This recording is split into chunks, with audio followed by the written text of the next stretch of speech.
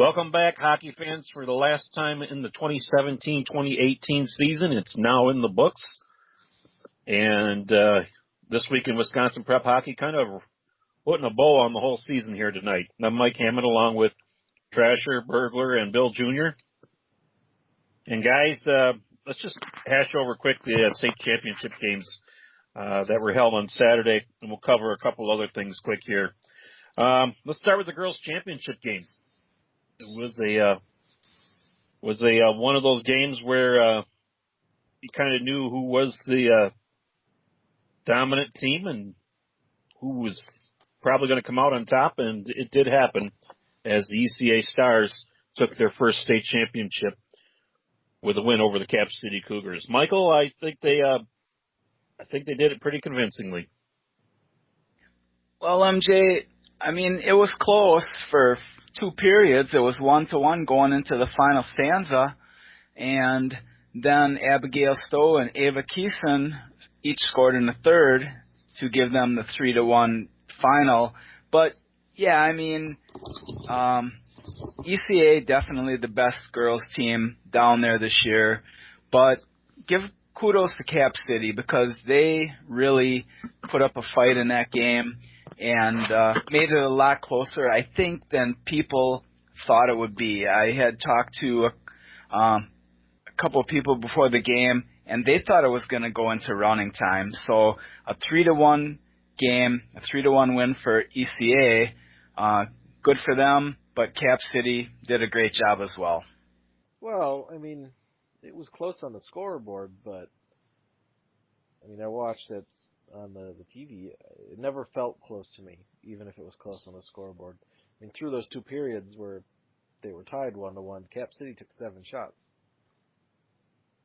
That's a lockdown. ECA wasn't doing a great job of putting the puck in the net at that point, but the ice was heavily tipped in their favor. Well, I think Taylor Thornton had a lot to do with why ECA wasn't putting the puck in the net. She played pretty well, I thought, and I think you're right though. They kind of shut it down, and Cap City gets their 1 goal on a breakaway early on, and really they didn't challenge a whole lot after that.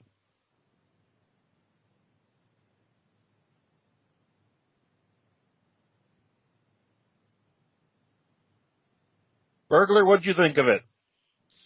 Yeah, just what you guys said. No, I think give Cap City's goaltender credit. I think you also have to give their defense credit. Ava Keeson and Abigail Stowe were easily the 2 best players in the tournament, and their defense pretty much kept them in check. I mean, they did account for all of the scoring, but they had scored more in their previous game against Central Wisconsin. I think the Cap City defense did a nice job of keeping them away from the net. The shots were very unbalanced, and a lot of that had to do with what we were commenting on during the game. Cap City just couldn't hit the net. I mean, they were firing shots; they just weren't on goals. They didn't count as shots on goal or saves, but they did have more chances. They just weren't very good. They weren't very good shooters. Were they doing push-ups when they went back to the bench? One would hope. Once your arms get tired, you can't shoot it up and over the net anymore. Yeah. Well, so the state championship goes to the ECA Stars, a 3-1 winner over the Cap City Cougars, and the Stars claimed their first title in their program history. And Michael, any idea how long the ECA Stars have been around?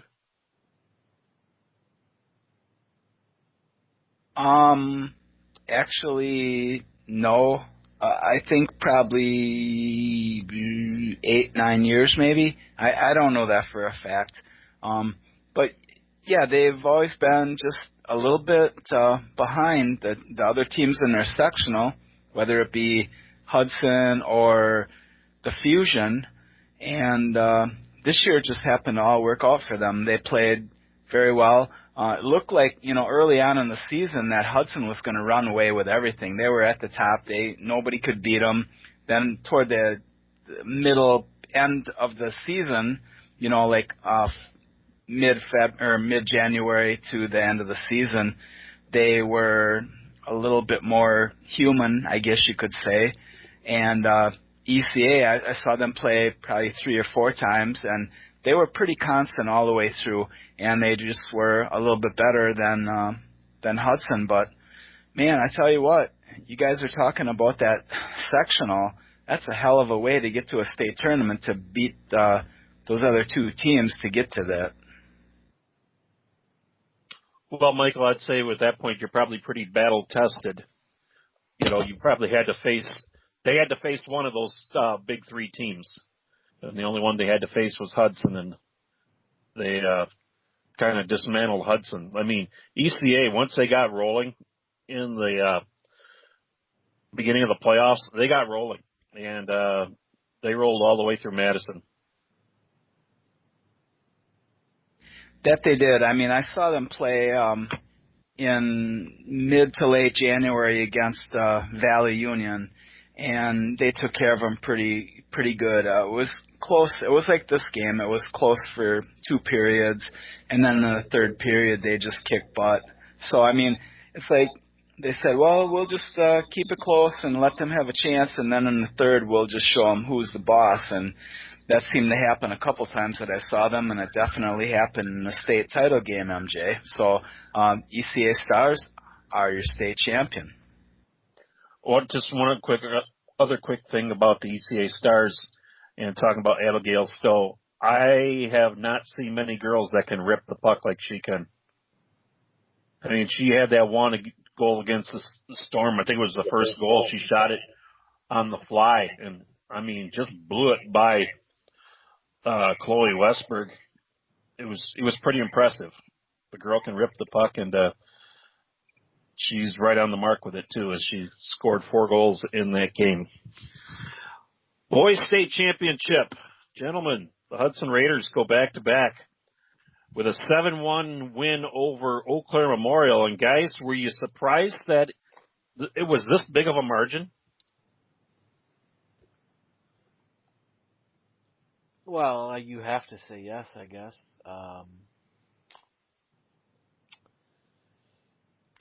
I mean, these 2 teams a couple weeks ago played to a tie.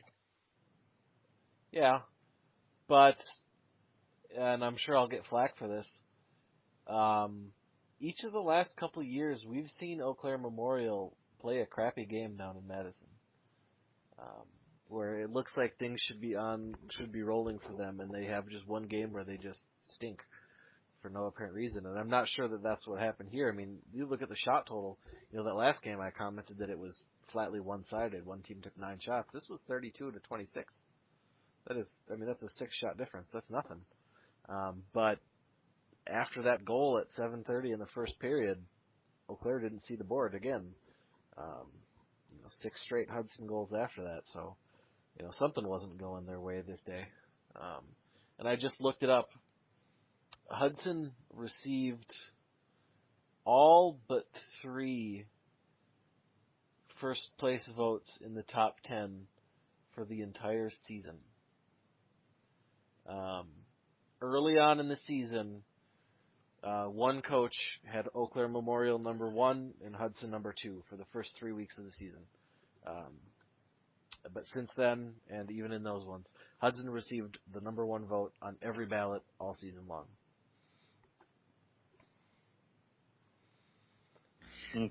Pretty dominant, I would definitely say. MJ, talking about, am I surprised that Hudson won? No. Am I surprised that Hudson won by 6 goals? Yes. I figured it would be a 2 to 3 goal victory for Hudson. Eau Claire Memorial played the double overtime game Friday evening, the late game, so I'm sure their legs were a little bit lacking on Saturday. But the Raiders just ran away with it, and like Junior said, the shots were pretty close to even, 32-26.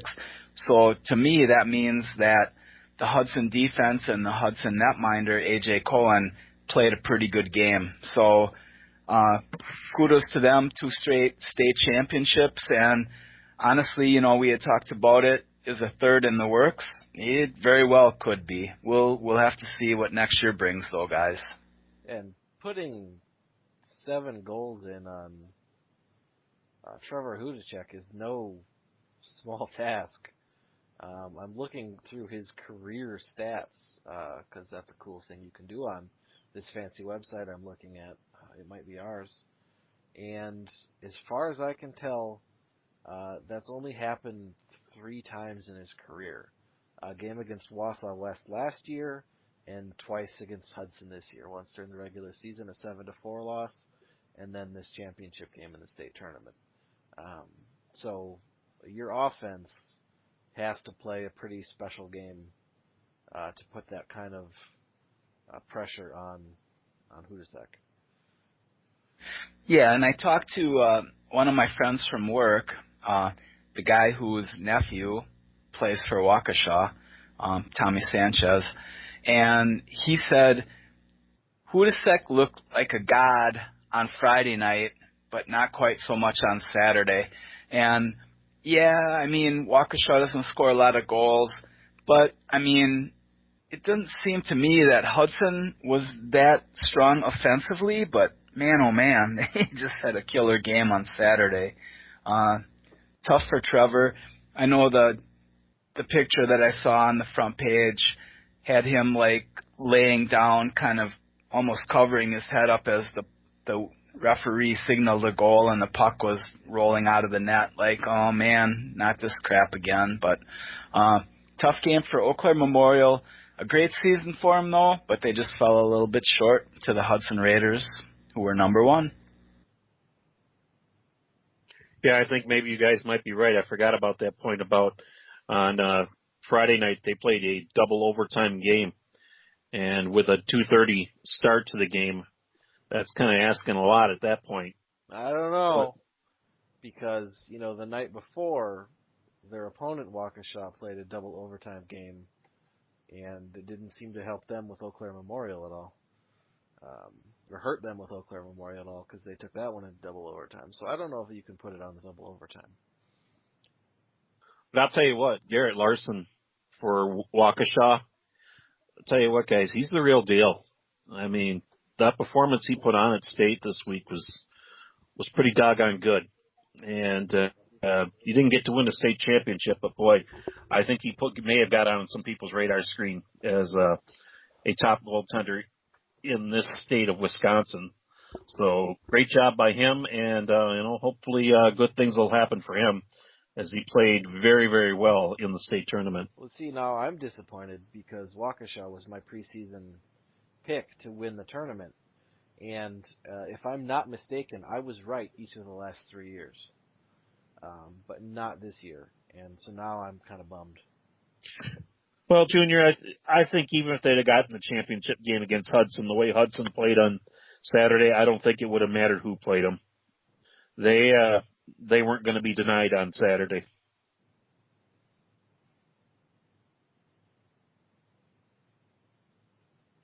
I agree with you there.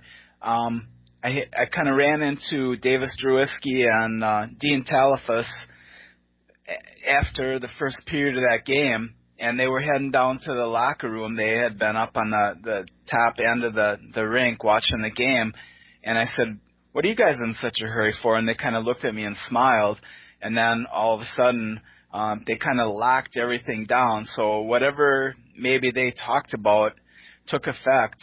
And you're talking about 2 ex-NHL players telling these high school kids what to do, and that's a hell of a lot better than a goalie dad or a parent of a player, that have never played the game before doing. Obviously, that probably not a fair comparison, but this coaching staff has got a lot of experience at the higher levels, and they're sending it down to their kids, and definitely can see the results from it. Yeah, Ultimately, you say that, but Ted Williams was like the worst hitting coach in baseball history. But he was a great manager, not. Yeah, that's true, but for some ultimately, reason it seems to be different with hockey, you know? ultimately, when it comes down to it, is the players have to perform. And with all the teaching and coaching that those guys did, I mean, you got to have the talent. Obviously, they have the talent.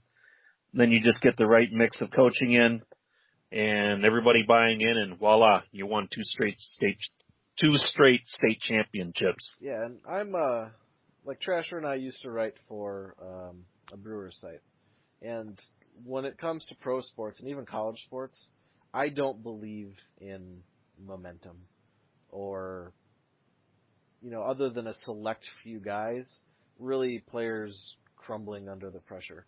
That's not a thing that really happens in pro sports, and most talk of momentum in pro and college sports is just an announcer hearing themselves talk. But in high school sports, those are really a thing. High school kids do not have their emotions in check. They have hormones flying everywhere. It's just a terrible time to be alive. And Hudson came into the season as the presumptive favorite. Like I said, all but 3 first-place votes for the entire season on the top 10 poll. Anything short of winning a championship for them would have been a failure. And that's a lot to put on a bunch of high school kids. And obviously their combined score in the state tournament was 18-3. So they certainly rose to the occasion. That even included shutting down a potent Verona team and a very potent Eau Claire Memorial team. I mean, those two teams in the semifinals and finals, those two teams have been pretty hot running into the playoffs. And to hold each of those two teams to one goal, that speaks volumes. And talk about your star players on the team. You're talking about Jordan Halverson. You're talking about maybe a Gornick, a Squires, A.J. Cohen and net. Who wins the MVP? Cole Danielson, who was their 4th leading scorer on the season, basically has essentially the best state tournament season, let's call it, in the whole, for the whole weekend. So for a guy to step up like that, that's pretty cool. Apparently the pressure did not bother him too much at all. No, he played very well. He definitely was a factor in the game. And he's not a senior. That's right. He's not. All right. Well, guys, that's a look at the championships, boys and girls. Let's move on. Boys senior class tournament. Michael, it's this weekend in Waupun. It is, in Waupun, absolutely. And I will be down there to cover it. And as usual, there will be a lot of really good players down there. And sadly, occasionally, some of the good players do not come down for whatever reason. I know I talked to a coach, a northern coach, earlier in the week, and he said, "Hey, what can I do to get our sectional kids to come out to try out for this tournament?" And I said, "Honestly, I don't know." And he told me that last year his sectional had like 4 or 6 kids at the tryout. I mean, normally you have 25, 30 kids at the tryout. He had 4 or 6 kids. I mean, why wouldn't you want to play in this thing? Number one, it's a last gasp effort for a kid to have, if he's a high school kid that's not going to be able to play beyond high school, it's a last chance to play with his friends and, make some buddies at this tournament. It's a great tournament. Or I am totally confused. To me, it's an opportunity to possibly get seen, either to play beyond or it's a chance to play one more time. I mean, it's kind of a win-win. Other than the fact that maybe if you are on spring break and are going to Tahiti or to New Zealand or Hawaii, well, yeah, I guess I understand that. But if you're just sitting at home doing nothing, man, you're missing it. You're making a huge mistake. This is a great tournament.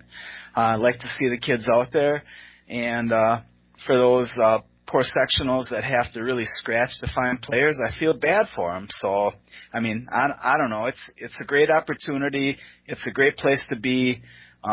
Maybe it's kind of weird that it's this weekend, and we can talk about that a little bit more possibly. But it's senior class tournament is a classic in my mind. We always have a great time there, and I'm sure the kids and the parents do as well. And so do the Wisconsin prep hockey guys. We always have a good time there.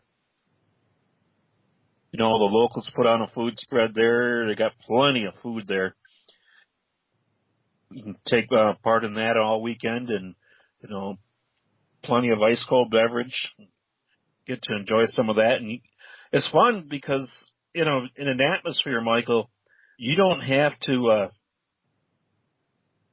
you talk to a lot of people. I mean, you learn a lot from other people around the state. You know what works for them.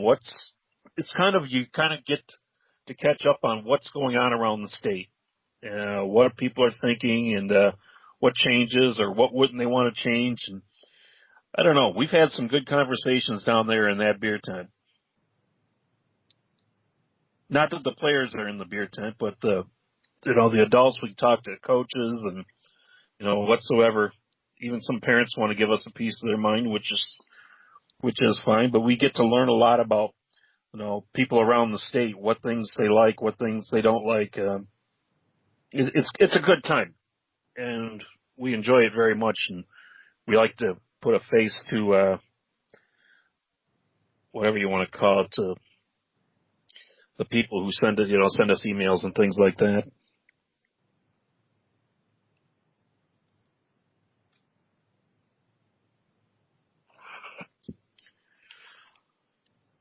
All right. Well, I guess I kind of finished it off at that one. And the next thing we had to cover here was the Girls Junior and Senior Festival coming up on March 24th and 25th. And Michael, I know you had a little bit about that you were able to find, a little bit of information on it. Yeah, we got some information from the coaches. There's going to be tryouts for the festival itself tomorrow night and Wednesday night at 4 locations around the state. And then the festival will be held March 24th and 25th at the Chippewa Falls Ice Arena. So a good opportunity for girls to try out this week for the festival, and then basically that will be the starting point of the girls NIT selection and America Showcase, which this year will be held in St. Louis, Missouri.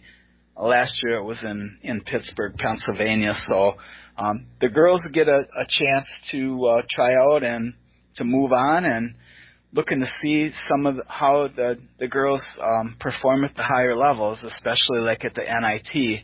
That's a pretty class tournament. I know that we've been there a few times, MJ, and some of the Minnesota teams have really put the hurting on us. So looking forward to maybe seeing our girls return the favor here.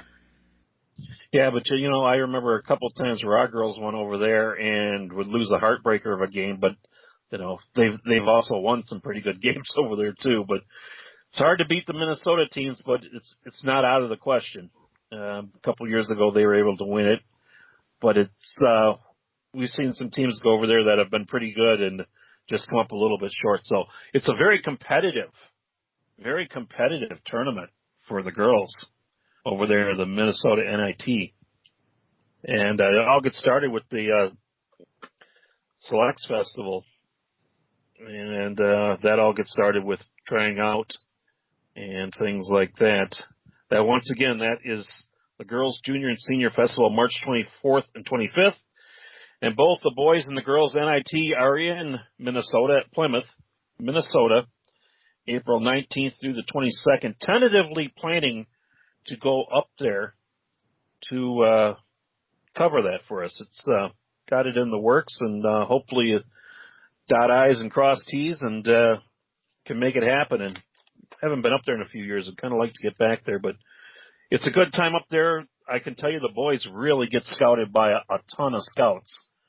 So if you're a boy, you're thinking about the next level, and you want to get a chance to show your stuff, make that team, and go to the senior class tournament. Well, go to the Minnesota NIT. They have a juniors and a seniors team, and you go up there in Minnesota, you'll definitely be scouted because there is a lot of people there looking around for quality talent to put on their teams. And Michael, we've seen some, back over the years, we've seen some guys put on some pretty good shows. Even when it was the Chicago showcase, but also the Minnesota showcase a couple of years, we really Wisconsin was really represented well, including last year when they won the NIT. Well, exactly. And, I mean, it goes up and down. There have been times when Minnesota has conquered the Wisconsin boys and vice versa. But like what you said, there are tons of scouts. And, I mean, there are literally NHL scouts there. There are D1 scouts there. There are D3 scouts there. There are junior scouts there. Everywhere you look, there's a scout. There's a guy with a jacket on with a notebook taking notes, and they're looking for players. So this is a great opportunity for our top players to go over there and to get noticed and to move on. So, I mean, why wouldn't you, right? Right. It's a great time, and, you get to do part of the junior hockey experience just going into this. I mean, Tim Ebner, who coaches it every year, he's usually got a pretty good staff of assistant coaches. They go up there and they put together a pretty good team. And Tim's always more than happy to help a kid out if he needs it when it comes to being possibly scouted or recruited. And you talk about Ebner, yes, that's true. The Team Wisconsin junior team will have as coaches Cal Roadhouse and Eric Fenton. I mean, is that a bunch of experience or what? Eric Fenton played on the Maine Black Bears. I believe he played with Paul Correa, right? Yes, he did. And Cal Roadhouse has been a coach forever. Cal Roadhouse, not a lot of people know this, Cal Roadhouse, as a player, scored 50 goals in one season back, I think, in the 90s, if I'm not mistaken, or maybe earlier than that. But one season he scored like 50 or 52 goals. So the guy knew how to play. He definitely knows how to coach. So Roadhouse and Fenton, man, oh man, you're really getting a lot of coaching experience right there from those two guys. Yeah, with Paul Correa playing alongside with Fenton, that was pretty amazing stuff there. They had a reunion recently, and Fenton was there, and said Paul Correa did show up, so it was pretty cool to catch up with him probably a little bit. But yeah, great coaching there for that junior team for the Minnesota NIT. Let's move on to final thoughts, as looks like this show is about ready to finish up here. Guys, anything you want to leave a parting shot about? Well, it's not hockey related, but my Anago Red Robins are ranked 10th in the preseason Division I poll for WIAA baseball. Although your Janesville Craig team is ranked 3rd. Yeah, they're feeling they got a pretty good team down here this year. I would just like to thank all of our sponsors, our Patreon sponsors, patrons, I guess you call them, and everybody who donated to our state tournament trip. It's always nice when we get that trip fully funded, so we're not, taking money out of our own pockets to cover the state tournament. That's always been our goal. Get an all-expense paid trip to the state tournament, and it worked out again this year. And I'd like to thank our our our audience for helping out there.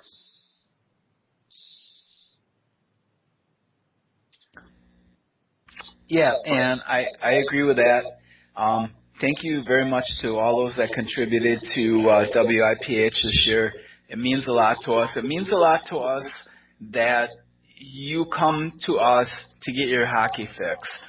I mean, I've talked to different people, and they say, I mean, people that know the sport, that know media, that say that we are probably one of the best one or two or three high school hockey websites in the nation. And, I mean, that's a tribute to you guys, too, out there, because it means you're here visiting, you're here on the site all the time. We're getting a lot of play, a lot of traffic, and, you know, so we feed on you, you feed on us, and we really appreciate it. So to all of those that come on our site regularly, semi-regularly, or once in a great while, thank you very much. We appreciate it. We had a great season, and it couldn't have been something that we did without you. So thank you very much. Well, I guess my final thing would be, wow, where'd this season go, guys? I mean, back a few weeks, it seems like just a couple of weeks ago, we were in November, and everybody feels like, you know, it's the beginning of the season, and, you know, everybody's optimistic about their chances, and, well, now it's over with. It was a fast season, but, you know, I feel it was a pretty productive season for us, and also the people who wanted to know a little bit more about Wisconsin high school hockey. They knew where to come, which was WisconsinPrepHockey.net, and we sure are glad they did.